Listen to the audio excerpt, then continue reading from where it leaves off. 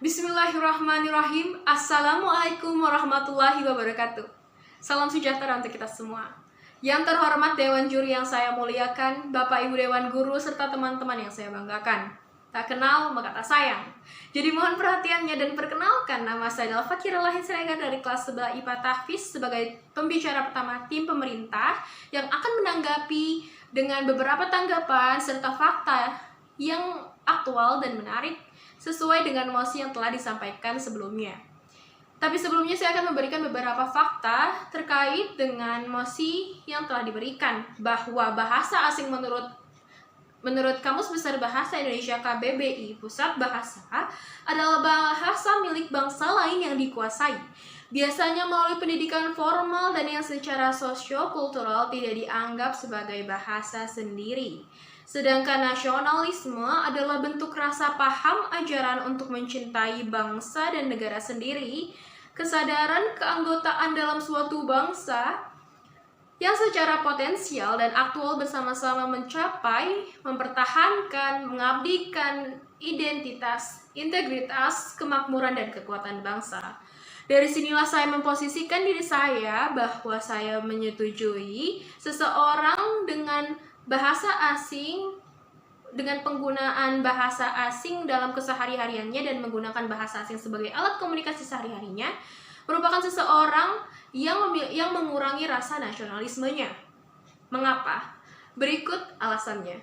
Pertama, sesuai dengan sejarah bahasa Indonesia yang pertama kali menggunakan bahasa Indonesia mengalami banyak sekali perjuangan, dan pada akhirnya pada tanggal 28 Oktober 1928 bangsa Indonesia pertama kali mengikrarkan bahwa bahasa Indonesia merupakan bahasa persatuan, bahasa nasional, bahasa negara, dan bahasa yang resmi.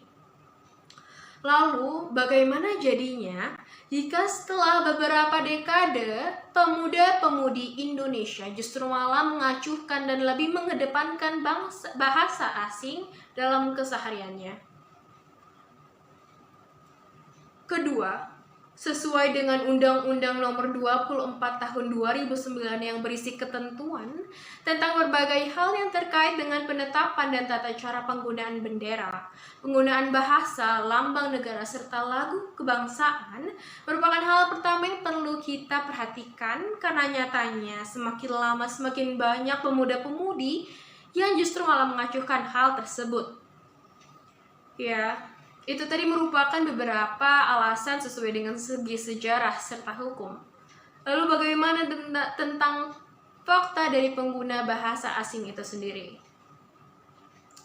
1. Pengguna bahasa asing dalam sehari-harinya akan mempengaruhi gaya hidup serta lingkungannya, dan justru akan mengurangi rasa ketimuran dalam dirinya. Kita langsung ke contohnya aja. Contohnya saya dapatkan Jessica Iskandar. Aktris sekaligus presenter asal Indonesia ini merupakan pengguna bahasa asing yang kesehariannya menggunakan Inggris Indonesia, dan pada akhirnya justru akan mempengaruhi lingkungan di sekitarnya sesuai dengan anaknya sendiri. Anaknya merupakan pengguna bahasa asing yang justru lebih menguasai bahasa asing daripada bahasa Indonesia. Lalu Jessica Iskandar juga merupakan sosok yang sangat terkenal karena sesuai dengan akun Instagramnya, ia memiliki pengikut sebanyak 25,2 juta massa, yang itu artinya justru penontonnya akan mengikuti gaya hidupnya dan akan mengikuti gaya hidup kebarat-baratan. Selanjutnya, fakta lain yang saya dapatkan bahwa yang seperti saya beritahu sebelumnya, bahwa bahasa Indonesia merupakan bahasa nasional, bahasa negara, bahasa persatuan, dan bahasa resmi, dan yang pemakainya sendiri itu adalah bangsa Indonesia itu sendiri. Jikalau masyarakat kita sudah mengacuhkan bahasa Indonesia dan lebih mengedepankan bahasa asing, lantas siapa yang akan melindungi jati diri, jati serta nilai dari bahasa itu sendiri? Mari kita sama-sama renungkan dan berpikir sejenak. bahwa faktanya 6 dari 10 anak di Indonesia merupakan pengguna bahasa asing itu sendiri. Jika Anda ingin berbicara soal globalisasi, soal perkembangan zaman, soal hubungan internasional di mana negara Indonesia berhubungan dengan negara lain, kita banyak sekali hal-hal yang perlu dipertanyakan. Kenapa kita harus mengikuti arus global dengan terus mempelajari bahasa asing seperti bahasa Inggris contohnya atau bahasa Mandarin? Kenapa kita tidak memperkenalkan dan memajukan penggunaan bahasa Indonesia menjadi bahasa dunia, bahasa internasional, bahasa yang lebih dikenal lagi oleh mata dunia? Dewan Juri, Bapak, Ibu Guru, serta teman-teman, saya telah mendapatkan beberapa fakta yang setelah saya riset bahwa bahasa Inggris merupakan bahasa dengan pembicara terbanyak urutan pertama, tetapi faktanya juga Indonesia merupakan bahasa urutan ke-10 dengan pembicara 199 juta penduduk di dunia. Berasal dari infovisualcapitalist.com. Dan itu artinya ada kesempatan bagi bahasa Indonesia menjadi bahasa yang lebih dikenal lagi oleh dunia.